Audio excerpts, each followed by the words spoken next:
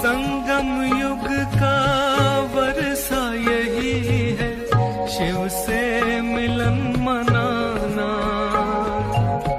समय श्वास संकल्प सभी सेवा में लगाना।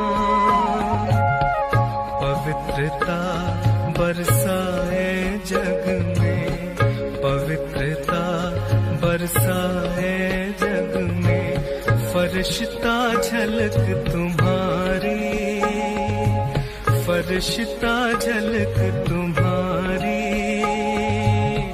शिव पिता ने दी है तुमको, शिव पिता ने दी है तुमको श्रीमत कितनी प्यारी, श्रीमत कितनी प्यारी। मीठे बच्चों प्यारे बच्चों।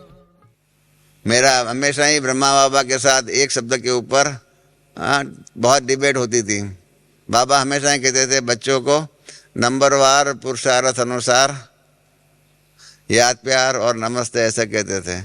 मैं बाबा को कहता था बाबा ये आप नंबरवार शब्द निकाल दो, मुझे आपका ये नंबरवार पर शब्द पसंद नहीं है। तो बाबा कहते कि नहीं बच्चे तुमको क्या मालूम, ये तो गुड़ जाने गुड़ की गोथरी जाने। इसलिए बाबा ने कहा बच्चों में भी नंबरवार ही है। मैं तो बाबा ने कहा मैं तो बच्चों का आदि मध्य अंत सब जानता हूँ, तुम बच्चे नहीं जानते हो। फिर बाबा ने जब बहानेबाजी के ऊपर मुरली चलाई, अव्यक्त मुरली चलाई, उस दिन मुरली के बाद बाबा हम बच्चों से मिल रहे थे तो बाबा ने कहा था बहानेबाजी में यही कहा कि इसमें सभी बच्चों का पहला नंबर है। बहानेबाजी में वो बहानेबाजी की भी कला है, झूठ बोलना वो भी एक कला है, झूठ बोलना भी आना चाहिए। हाँ नहीं तो बच्चे की माँ कहानी मालूम है ना। हाँ बच्चों को स्कूल में नहीं जाना था। हाँ तो स्कूल के टीचर ने फ़ोन किया कि आप क्यों नहीं आते हो, आपका बच्चा क्यों नहीं आया। तो बच्चे ने यही कह दिया कि मेरे पिताजी कहते हैं कि बच्चा तो तबीयत ठीक नहीं है करके खुद नहीं अपने तरफ से झूठ बोलना कईयों को नहीं आता है। तो इस प्रकार से क्या हो जाता है, हाँ हम युक्त के नाम के आधार पर क्या होता है अंदर झूठ, पर युक्त के आधार पर हम अपने आप को अपनी कमियों की वकालत करते हैं। जब हम अपने आप अपनी कमियों की वकालत करते हैं ना, हाँ तो कभी भी हम उन कमियों के ऊपर विजय नहीं प्राप्त कर सकेंगे। इसलिए मैं कई बार कहता हूँ कि हमें भक्त की तरह अपनी कमियों के ऊपर जीत पाने के लिए तीव्र पुरुषार्थ करना ही होगा, क्योंकि हमारी कमियां जो है ना, इस कमियों के आधार पर ही हमारा पुरुषार्थ तीव्र नहीं होता है। हमें हमारी कमियों के ऊपर विजय प्राप्त करना ही होगा। और इसके लिए अगर कोई गलती हो गई ना, तो मेरा अपना मानना है कि हमें अपने आप को सजा देनी चाहिए। ये गलती क्यों हो गई, ऐसी गलती नहीं होनी चाहिए, ऐसी गलती बार बार नहीं होनी चाहिए। अपने ऊपर इतना स्ट्रॉन्ग अपने आप के ऊपर आत्मचिंतन करना चाहिए, या तो जो भी आप कहो अपने आप पर अपना सिंहावलोकन करना चाहिए और अपनी गलतियों के ऊपर विजय प्राप्त करना, अपनी कमियों के ऊपर विजय प्राप्त करना, वो हमारा लक्ष्य होना ही चाहिए। सेवा में भी ऐसा ही है। मैं कई ऐसे बहन भाई को जानता हूँ, इन्होंने सेवा के लिए भी व्रत लिया हुआ है। एक बहन ने मुझे कहा, मैं गया था उधर तो 11-12 बज रहा था, मैंने कहा चलो बहन जी भोजन करो। तो कहा नहीं मैं अभी भोजन नहीं कर सकती हूँ। मैंने कहा क्यों बहन जी आप अभी क्यों भोजन नहीं कर सकते हैं।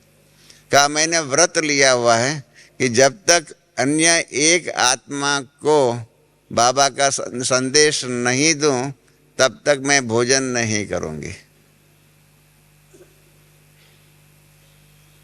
ये कितनी अच्छी धारणा उसने बनाई कि कम से कम रोज कम से कम एक अन्य आत्मा को बाबा का संदेश मैं जरूर दूं, और संदेश देने के बाद ही मैं भोजन के अधिकारी, ब्रह्मा भोजन के अधिकारी बन सकूंगी। कितनी अच्छी धारणा है, कितना अच्छा व्रत है। भक्ति मार्ग में हम व्रत रखते हैं, भक्ति मार्ग में हमारी धारणाओं को हम मजबूत बनाने के लिए हर प्रकार का पुरुषार्थ करते हैं। तो ज्ञानी तो आत्मा बन गए न, उसके बाद उसके बाद क्या होता है।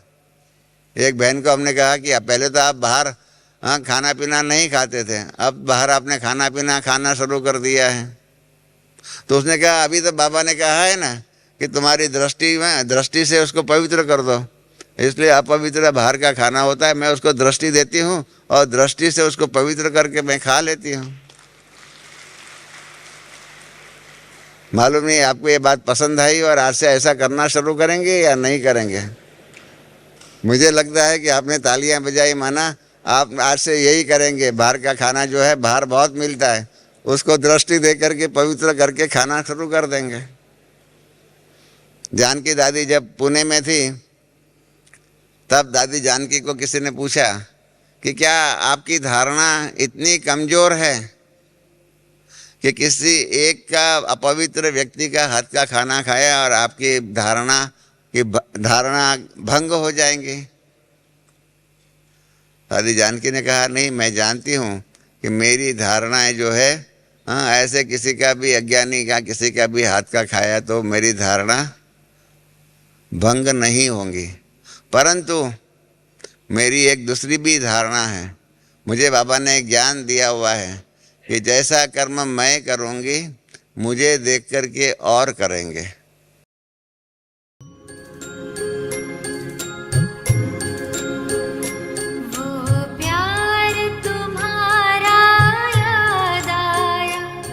शिक्षा